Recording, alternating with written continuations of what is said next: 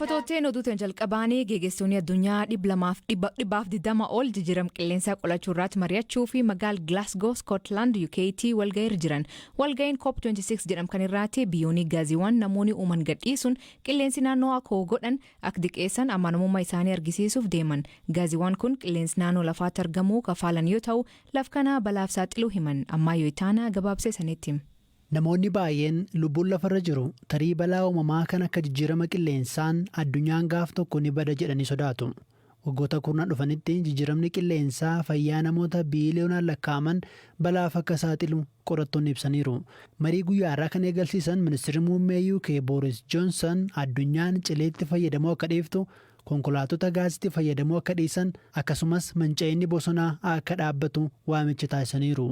Hoogganaan dhaabbata biyyoota gamtoomanii Antonio Guterres jijjiirama qilleensaa irratti dafanii tarkaanfii fudhachuu dhabuun keessan awwaala qotachuudhaa jechuun gaggeessitoota addunyaa akeekkachiisaniiru. Addunyaa irratti biyyoonni faalama qilleensaa irratti gahee guddaa qaban Ameerikaa, Chaayinaa, Awustiraaliyaa fi Biraaziliidha. Haa ta'u malee gatii guddaa kanfalaa jiru biyyoota kanneen akka Afrikaadha. Sababa kanaaf biyyoonni badhaadhan waadaa biyyoota guddataa jiraniif seenan akka kabajan pirezidantiin Maalii Laazaarus Chaakweeraa BBC'tti himaniiru. Kun arjooma miti. Kanfalaa yookiin nu waliin dhabamaa jechuun himan.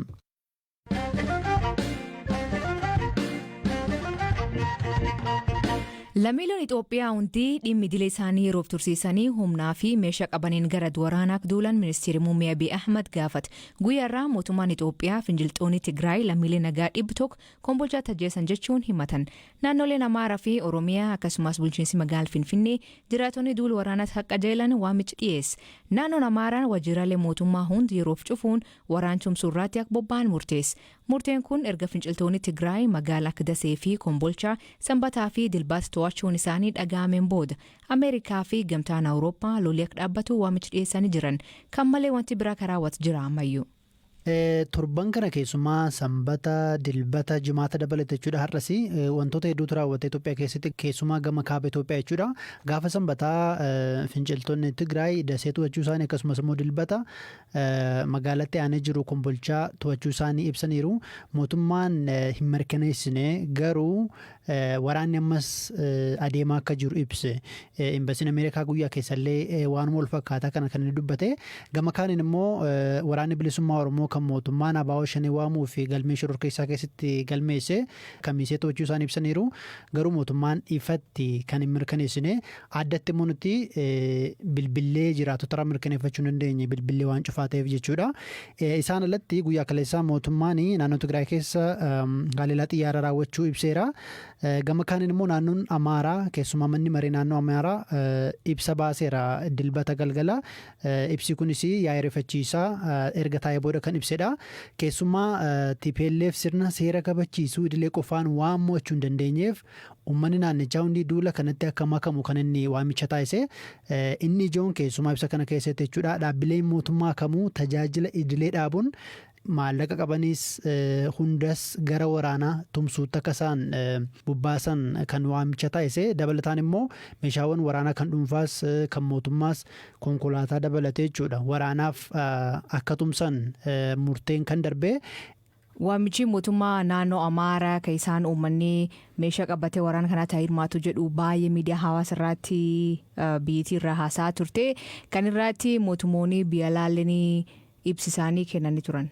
Eeyyeen Ameerikaan dhimmi hidhattoonni yookiin finciltoonni Tigraay Dasee fi Kombolchaa to'achuun isaanii ni addeesseera.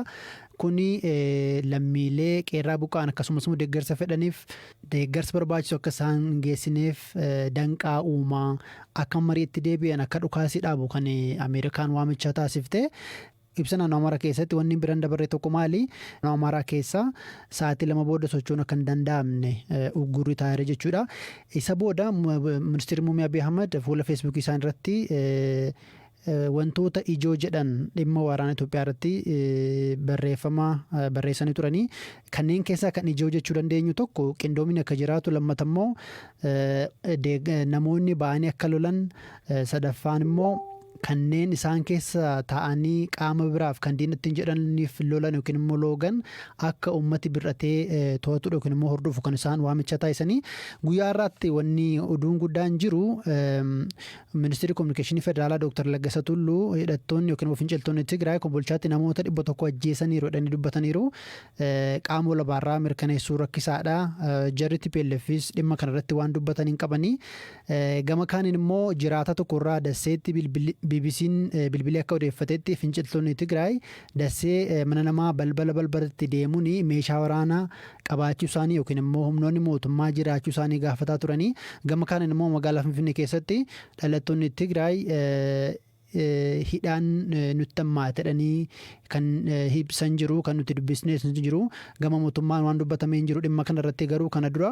kanneen shakkan akka hidhan malee nama sabummaa isaatiin ilaalanii akka to'annoo jalan oolchine kana dura ibsaa ture ibsa mootummaan booda naannoleen garaagaraa bulchiinsa magaalaa Finfinnee magaalaa naannoo Oromiyaa dabalatee uummanni kee akka qeessaa eeggatu akka waraana kana tumsu waamicha taasisaa jiru asli.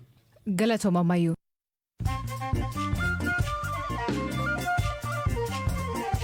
Dhaggeeffattoonni oduu gaggabaaboo addunyaa isaanii dhiyeessaa jalqabaanii lolwalloota deemsifamirratti lammiileen biyya alaa hirmaatan jechuun ministeerri muummee Abiy Ahmad dubbachuu FBC'n galgal hanga baas oduu kanirratti waan dabalataa bor qabannee isaniif dhiyeessin.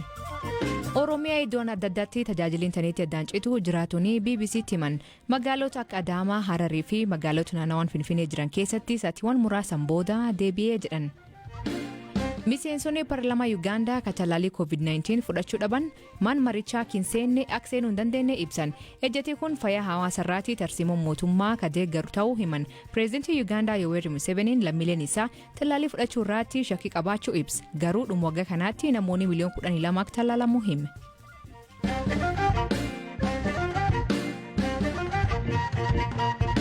Waraanni bilisummaa Oromoo kan mootummaan shororkeessummaan farajee magaalota hedduu lixa jiddugaleessaa fi kibba Oromiyaatti to'adhee jechuun BBC'tti ajajaan woboo kumsa diribaa ka jaalmarroon beekamu loltoonni isaanii humnoota mootummaa irraa mormii xiqqaa argachuu hima. Dhimma kanarratti yaada mootummaa argachuuf yaalii taasifneen hin milkoofne. I think now it's almost over, and here also we are trying to push to Asota and also. Amma waan dhumatee fakkaata. Gara Asoosaa fi Gambeellatti bal'isuuf carraaqaa jirra. Lolli salphaadha. Xumuraa jirra. Miidhaa salphaan humna waraana mootummaa irra aanaa jirra. Keessumaa Beegii, Gidaamii, Qondaalaa fi Jimmatti. Waraanni gara Finfinnee qajeelaa jira. Naannaa Finfinneetti ofirraa ittisuuf waa yaadan fakkaata. Waraanni waan adeemaa jiru hubataa jiru fakkaata. Lolli xumuramuusaa beekanii jiru. Duubatti baqataa gara gidduu galeessaatti walitti qabamaa jiru.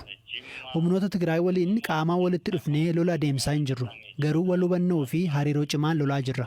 Wal hubannoon keenya itti fufa jedhee yaada. Har'a yookiin boruun walitti dhufna jennee yaadna. Humnoonni keenya naannoo kamisee jiru. Yoo walitti dhufnee gara Finfinnee lolatti fufna.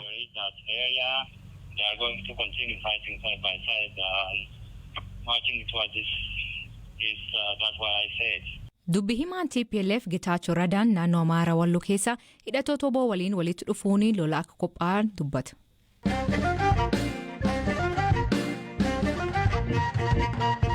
Galmee obbo Jawaar Mohaammed Farraatti jechi ragaalee abbaa alangaa aduun dhagaamini haf manni murtii olaanaa federaalaa guyyaa irra eegalee jechi ragaalee abbaa alangaa dhaga'uu fi beellam qabatee ture. Haa ta'u malee dhimmi himatamtoota bakki isaan hin jirreetti ilaalamuu hin qabu jechuun abukatoon isaanii oliyyannoo galfachuu himan. Abukatoo isaanii keessa tokko taa'e obbo Kaadir Bulloo ragaaleen maaliif hin dhagaamin ka jedhirraatti akkan jedhu. Akkuma beekamu beellamni kun kan buleef gaafa haadha ragaa dhaga'uuf ture. Haa ta'u malee oliyyata dhiyeessinee ture. Oliyyanni maali? Gaafa adoolessa bultii 21 bara 2013 akka lakkoofsa Habashootaa jechuun manni murtii jalmurtii wayii kennee ture. Jalmurtiin sun maal jedhaa? Obbo Jawaar Faati bakka isaan hin jirretti akka ragaan dhagahamuu kan jedhudha.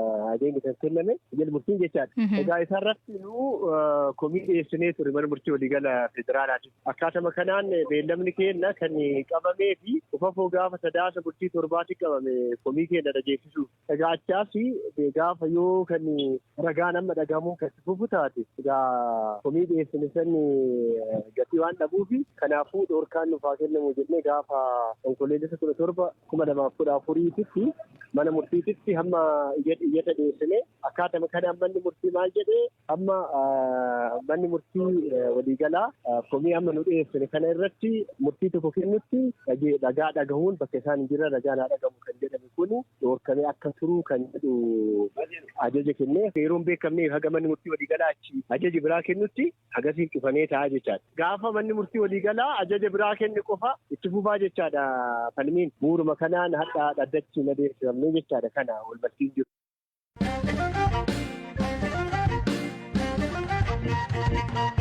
Bulchiinsi magaalaa Asallaa warshaan qalmharree magaalicha keessatti yeroo dhiyootti banamee ture deebisee cufuu BBC'tti kantiiba magaalaa Asallaa Gazaalee Hashuu sabab komii hawaasirra dhufeen cufamuu dubbata. Kanaan dura Bishooftutti warshaan walfakkaatu banamee sabab hawaasni koomateef cufamee ture. Warshaan Asallaa kunin kaampaanii Chaayinaan waggoota 7 dura kan hundaa'e yoo ta'u baatii tokko dura foon harree alaatti erguun $80 argachuu Addis Fortune gabaasee ture. Hirpha gammachuutu dubbis. Yoo qaamaan bira geennee ilaallu warshichi hojii isaa eegaluu isaa wanni nu kaasa jira. Haa ta'uti dhimmichi kan noormii hawaasa wajjin deemuu miti waan jedhu kana yaada akkasii kana marii Oromooleen akkasii jiraachuu erga isaa wajjin mari'anneetiin jenne hojicha isaan noormalii durumallee dhaabaniiru. Amma booda garuu aga fedhiin hawaasaa yookaan mariin hawaasaa taasifameetiin eeyyantaa yookaan immoo eeyyama hawaasni naannoo kana eeyyamaa ta'utti yookaan immoo beekamtii isinii kennee hojii kana eegalaa jedhutti eegaluu hin qabdan kan jedhu kana irratti waliin dubbanne isaanis sirriidha karaa jedhu walii galleetti amma hojii dhaabeera jechaadha. Yoommi kan warshaan kun hojii jalqabeeyyuu?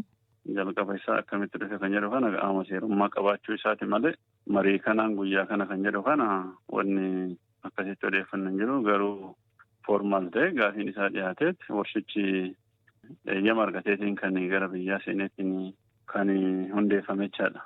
Kan noormii hawaasaa eegumoo miti kan jedhu amma konsarniin kenna ijoon hojii eegaluu isaa wanti kun kan noormii hawaasaa eeguu miti kan jedhu kun Oromooleen akkasii jira taanaan isa dhageeffanneet kaanee dhannee qaamaan dubbisne amma guutumatti akka dhaabbatu goonee irraa ammaaf jechaadha. Hawaasuma naannoo san jiran yookaan qaama muraasarraa immoo fedhiin warshaan kun yoo banameetiin ture carraa hojiitii fi galii biyyaatiif illee vaaliyuu qaba warri jedheetiin yaada akkasii kaasus jira. Namoonni akkasii sun hagam baay'ata. Namoonni immoo lakki nurraa cufamuu qabaa jedhanii namoonni yaada akkasii illee qeequullee miidiyaalee hawaasaatii fi qaamaalleen warri dhufee yaada akkasii dhiyeessa jira waan ta'eef amma yaada walitti bu'u kana qabanneet deemurraa yaada walitti bu'aa kanaan faayidaa inni fidurra miidhaa isaatti caalaa amma haa turu marii hawaasaa yaada gara lamaa jiru kana gara tokkotti mariidhaan fiduu qabna kan jedhu amma wanti guddaan. Dhaggeeffattootteen sagantaan har'aa aganumaa nu waliin turuu keessaniif ulfaadha isaniin jenna. Mammaasii galgala kanaa maraataaf namni machaa'ee waliin sodaata. Hiikan isa san biraatti maanii kooment keessatti nu beeksisa. Sagantaa kan qophees Ammayyoo Itaanaa gam teknikaatiin Oskar Bunga keessaniif dhiyeessan Aslii Galgalooti Agburisaatti akkana nagaa waaqa kee bulaa oraa bulaa deebana hangafamaan dhan bulaa.